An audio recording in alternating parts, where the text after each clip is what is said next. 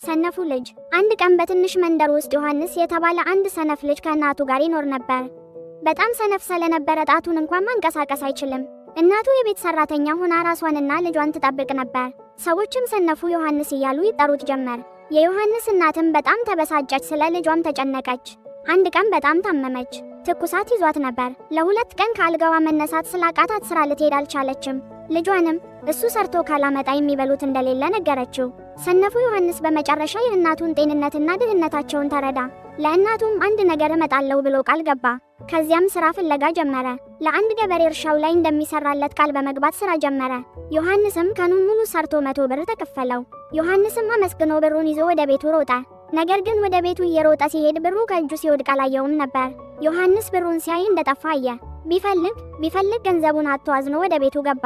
ሁኔታውንም ለእናቱ ነገራት። የዮሐንስ እናት እንዲህ አለችው፣ የሚወድቅ ዮሐንስ ልጄ፣ በሚቀጥለው ጊዜ እንዳይወድቅ ኪስ ውስጥ አስገባው። በቀጣይ ቀን ለዮሐንስ ለስራው ክፍያ 1 ማሰሮ ወተት ገበሬው ሰጠው። ከዚያም እናቱ እንደነገረችው ወተቱን በኪሱ ጠቅልሎ ወደ እናቱ ሮጠ። እናቱ የዮሐንስን ልብስ እንዳየች ልጇ ምን እንዳደረገ ተረዳች። ዮሐንስ፣ የወተት ማሰሮውን በራስህ ተሸክመ መሄድ ነበረብህ። አትጨነቅ፣ ግን በሚቀጥለው ጊዜ ተጠንቀቅ ብላ መከረችው። በሚቀጥለው ጊዜ ደግሞ ዮሐንስ ሲሰራ ውሎ ለስራው 1 ቁራጭ ቅቤ ተከፈለው።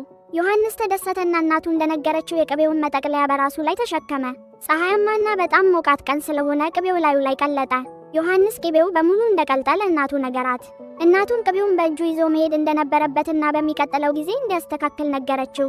በማግስቱ ከብት ለማርባት ሄደ። ዮሐንስ የድመቷን ግልገል በጣም ስለሚወደው ገበሬውን ለደመወዙ የድመቷን ግልገል እንዲሰጠው ፈለገ። እናቱ እንዳለችው የድመቷን ግልገል እጁ ላይ ያዘ። የድመቷ ግልገል ከእጁ ዘሎ ሮጠ። ዮሐንስ አዝኖ የድመቷ ግልገል እንደጠፋ ለእናቱ ነገራት። እናቱን ገመድ አስሮ ድመቱን በመንገድ ላይ መጎተት እንደነበረበት ነገረችው።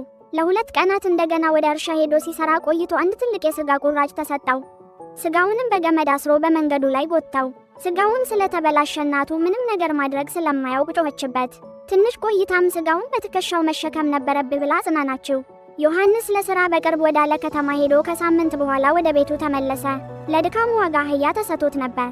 አህያውንም በትከሻው ተሸከመ። የንጉሱ ልጅ ልዕልቷ ከሰገነት ላይ ሆና ዮሐንስ አህያውን በትከሻው ላይ እንደተሸከመ ባየች ጊዜ መሳቅ ጀመረች። ለረጅም ጊዜም ያለማቋረጥ ሳቀች። አባቷ ተደስተው እንባቸውን አፈሰሱ። ዮሐንስ ልዕልቷን ከ5 ዓመት በኋላ ስላሳቃናት አስጠርቶ አመሰገነው። አንድ ቀን ዮሐንስ ከዚያ በፊትም ሆነ ከዚያ በኋላ የሰራቸውን ስህተቶችና ጅልነት ተረዳ። የሱ ሞኝነት ግን የዚያን ንጉስ ልጅ ስላሳቃት ሕይወቱ ተቀየረ። ባለጸጋው ንጉስ ዮሐንስንና እናቱን ወደ ቤቱ ወሰዳቸው። ከዚያች ዕለት ጀምሮ ያለምንም ስህተትና ጅልነት ሁሉንም ነገር በተገቢው መንገድ በመስራት በሰላም ኖሩ።